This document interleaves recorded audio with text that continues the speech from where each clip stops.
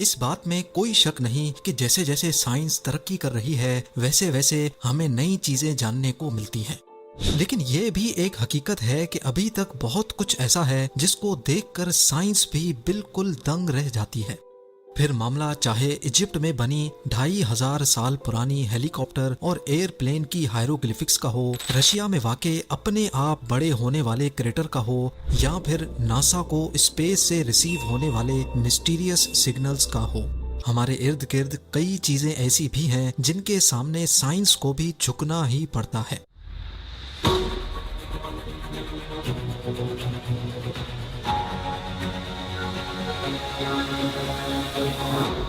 नाजरीन, आज आप 5 ऐसी ही मिस्ट्रीज के बारे में जानेंगे जिनकी असल हकीकत आज तक किसी को भी मालूम नहीं पड़ सकी। तो आइए शुरू करते हैं। नंबर 5, आउटर स्पेस बेशुमार मिस्ट्रीज और लाजवाब सवालात से भरा हुआ है जिनको जानना और समझना साइंस के लिए अभी तक एक इम्पॉसिबल टास्क है। पिछली कई सदियों से साइंस हमारी यूनिवर्स की सबसे बड़ी ताकत को समझने की कोशिश कर रही है, लेकिन ताहाल अभी तक नाकाम है। और वो ताकत है ग्रेविटी।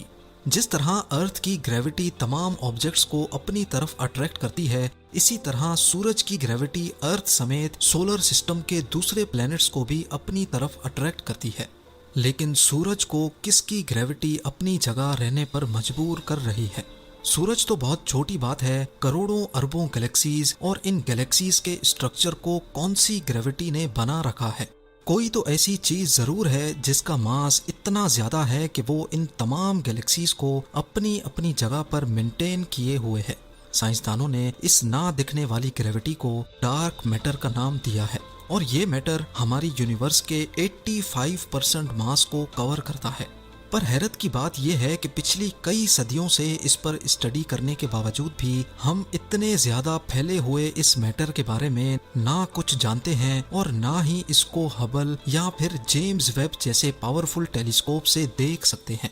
साइंस सिर्फ इतना जानती है कि डार्क मैटर मास का एक थ्योरेटिकल वर्जन है जिसको ना हम देख सकते हैं और ना ही महसूस कर सकते हैं, लेकिन इसकी ग्रेविटी की वजह से इस यूनिवर्स का पूरा सिस्टम चल रहा है। नंबर 4, बेशक दुनिया के पावरफुल टेलीस्कोप से हम 13.1 बिलियन लाइट ईयर्स दूर गैलेक्सीज को देख सकते हैं, ब्लैक होल की फोटो कैप्चर करने में कामयाब भी हो चुके हैं, और साइंस की पावर इस्तेमाल करके हम 14 करोड़ किलोमीटर दूर मार्स पर कई रोवर्स भी भेज चुके हैं। लेकिन सबसे बड़ी हकीकत यह है कि ये तमाम मिशंस हम जिस प्लेनेट पर रहकर कर रहे हैं उसके ओशंस को अभी तक एक्सप्लोर नहीं कर पाए। करीब 80% से भी ज्यादा ओशन के हिस्से ऐसे हैं जहां की दुनिया हमारी दुनिया से बिल्कुल कटी हुई है। ओशन का deepest point Mariana Trench 11,022 metres गहरा है, लेकिन हम इंसानों ने ओशन का सिर्फ वो हिस्सा अभी तक एक्सप्लोर किया है जो सिर्फ 200 मीटर्स गहरा है। इस पॉइंट को ट्वाइलाइट जोन कहा जाता है, जहां सूरज की रोशनी ना होने के बराबर है। लाइट के अलावा यहाँ प्रेशर 320 पाउंड्स पर स्क्वायर इंच होता है। ये इतना ज्यादा है कि जैसे किसी ने इंसान के जिस्म के सिर्फ 1 इंच के हिस्से पर ट्रैक्टर का टायर रख दिया हो। यही वजह है कि इंसान का चांद पर जाना तो आसान है, लेकिन ओशन के ट्वाइलाइट जोन से भी नीचे जाना बहुत ही मुश्किल है। एक एस्टीमेट के मुताबिक ट्वाइलाइट जोन के नीचे जितनी सी लाइफ रहती है, हम उसमें से सिर्फ 5% को एक्सप्लोर करने में कामयाब हुए हैं। बकाया 95% में क्या कुछ है ये अभी तक साइंस के लिए एक मिस्ट्री बनी हुई है। नंबर 3, वैसे तो एक छोटी सी चींटी से लेकर एक बड़े हाथी तक जितने भी लिविंग बींग्स हैं वो प्रॉब्लम्स को सॉल्व करने के लिए अपना ब्रेन इस्तेमाल करते हैं। अगर ब्रेन ना हो तो कोई भी लिविंग बीइंग छोटे से छोटा प्रॉब्लम भी सॉल्व नहीं कर सकता। लेकिन स्लाइम मोल्ड के नाम से पहचाना जाने वाला ये एक बहुत ही सिंपल ऑर्गेनिज्म है, लेकिन इसके साथ ही ये बहुत कॉम्प्लेक्स भी है, क्योंकि स्लाइम मोल्ड के पास ब्रेन नहीं होता और इसके बावजूद भी ये बहुत चालाक माना जाता है। स्लाइम मोल्ड कॉम्प्लेक्स मेजेस को बड़ी आसानी से सॉल्व करता है और ये अपने फायदे के हिसाब से डिसीजंस भी लेता है। हत्ता के साइंसदानों को कई सबूत मिले हैं कि स्लाइम मोल्ड दिन के मुख्तलिफ टाइम को भी पहचान सकता है। लेकिन सवाल ये है कि एक सिंगल ब्रेन सेल ना होने के बावजूद भी स्लाइम मोल्ड ये सब कुछ कैसे करता है? ये सवाल साइंसदानों को आज तक परेशान किए हुए है। नंबर 2, अटलांटिक ओशन को हवाई जहाज के जरिए अकेले पार करने वाली ये हैं एमेलिया एयरहार्ट।